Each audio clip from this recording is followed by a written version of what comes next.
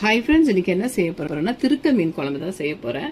இந்த திருக்க மீன்ல நிறைய மருத்துவ குணம் இருக்கு. 10 பல்லு பூண்டு எடுத்திருக்கேன். அந்த 10 பல்லு பூண்டு போட்டு மெழுகு போட்டுக்கிறேன். ஒரு ஸ்பூன் அளவு ஜீரகம் ஒரு ஸ்பூன் அளவு போட்டுக்கிறேன். ஒரு ஸ்பூன் அரைச்சி வச்சுக்கலாம். நெக்ஸ்ட் ஒரு பேன் வச்சு கொஞ்சம் எண்ணெய் ஊற்றிக்கலாங்க. கடுகு பாருங்க, இங்க சின்ன வெங்காயம் ஒரு 10 சின்ன வெங்காயம் அரிஞ்சு வச்சிருக்கேன்.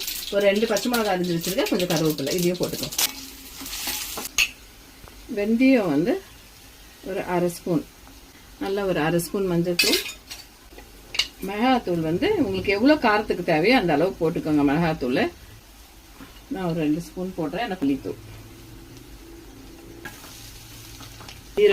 ஜீரகம், மிளகு, பூண்டு இதையும் இதில் போட்டுக்கோங்க. 3 தக்காளி அரைச்சி வச்சிருக்கேன். நீங்க ஸ்லைஸ் பண்ணி கூட போட்டுக்கலாம்.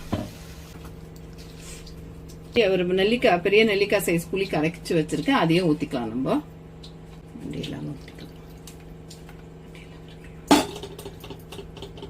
ஆயிர வேண்டிய குழம்பு தாங்க இது.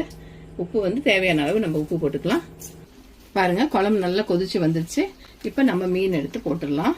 இது நல்லா கொதி வரட்டும். ஒரு 10 நிமிஷம் கொதி வந்த உடனே நம்ம பார்க்கலாம். பாருங்க, ஒரு 10 மினிட்ஸ் நல்லா கொதிச்சு வந்துருச்சு. வாசனை பாரு எப்படி இருக்குன்னு.